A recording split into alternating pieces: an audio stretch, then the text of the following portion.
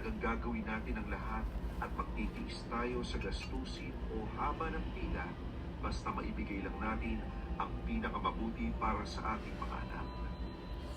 Dahil walang kapantay ang pagmamahal ng isang magulang, lalo na ng isang ina. At yan ang ibabahagi ng sender natin ngayong araw. Pero bago natin umpisahan, kung bago ka pa lang sa ating channel, huwag niyo sanang kalimutang i-like, i-share at mag-subscribe. Pati na rin pindutin ang notification bell para updated ka palagi sa mga kwento natin dito. Kung handa na kayo, heto na ang kwentong handog namin sa inyo ngayong araw.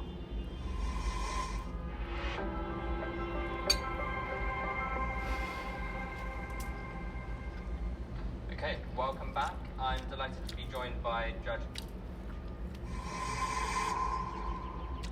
George, may tatanong ako sa iyo. Wala ka bang napapansin kakaiba kay nanay? Kakaiba? Wala naman. Bakit ano ba yun?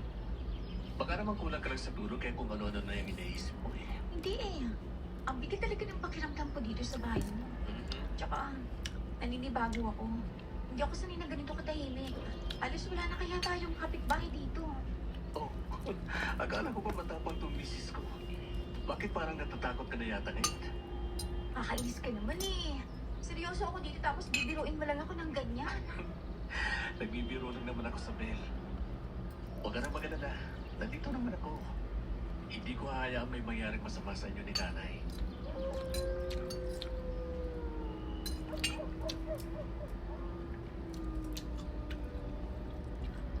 Totoo nga ang sabi ng iilan. Walang masihigit pa sa takot at desperasyon ng isang tao kapag ang pinaka-iingatan niya ang nakataya. Handa niyang kalimutan ang kanyang konsensya at handang gumawa ng mga bagay na hindi kayang masigmura ng iba. Masigurado lang na ligtas at hahaba pa ang hininga ng taong mahal niya.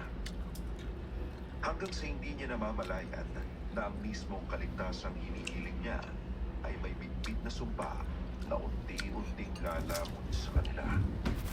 Tawagin niyo na lang po ako sa pangalang Sabel Sir Jad.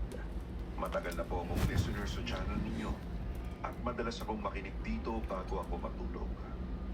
Ang kwentong ibabahagi ko ngayon ay tungkol sa isang kahindig-hindig na lihim na natuklasan namin ng asawa ko na siyang nagdala sa amin sa panibagong buhay na hindi na namin kayang mabago.